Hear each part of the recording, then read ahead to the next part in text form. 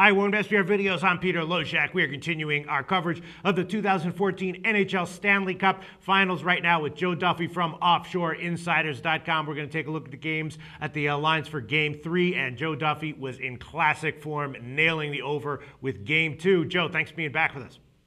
Thank you, Peter. It's going to be a great game tonight. All right, Joe, let's give you some big kudos for nailing the over in Game 2. I thought there was no, edge to be had any which way on that game, but that was a classic analysis by you. First of all, on what you didn't do, you said, I'm not going to stick with my initial thoughts that maybe the Rangers, were the best team, were the team that was going to win this one, and but you also didn't go with the Kings. You just said that the over was the way you wanted to go. You were adjusting game by game, and you adjusted perfectly. Great call on the over 5 Game 2. Yeah, no, that is true. Like I said, I don't like making futures bets because I don't want it to ever bias my ability to make game-to-game adjustments. And after I watched Game 1, my opinion definitely changed from before Game 1. All right. Well, thanks for that free winner that you gave to us, Joe. And give a very quick plug for OffshoreInsiders.com before we discuss the lines for Game 3.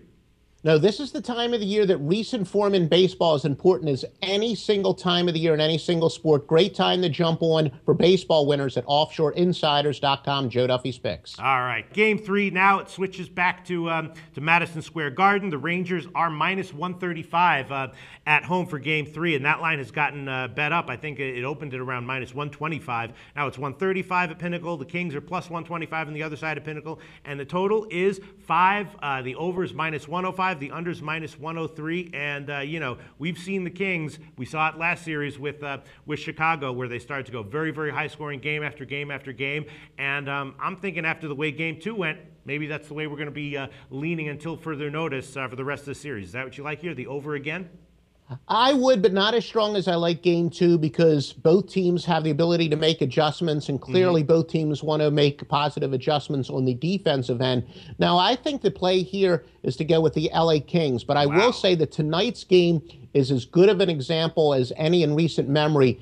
We're going to find out how important it is to actually watch the games and the eye test, because I'll admit, if I had not been watching the games, my gut reaction would be, for crying out loud, the Rangers have literally never trailed during regulation this entire series, the 2 games, of course, and they've played on the road. Now they're returning home, so my gut reaction would be to go with the Rangers. But the eye test says the Kings have had the ability to make the big play the entire playoffs. They've shown they can come up with the big goal when they need it. They have the ability to play from behind. For crying out loud, if they ever actually get a lead, they're going to be unbeatable. So the eye test is actually what wins out for me, and I say the play is the underdog LA Kings. Wow, your pick is going to be on the Kings at plus 125. Well, that is a contrarian pick for sure. Yeah, I'm sure. That's what I would. My initial instinct would be to take the Rangers at minus 135, and that is how the market has been headed. But you like the Kings at plus 125, and you like that more than the over.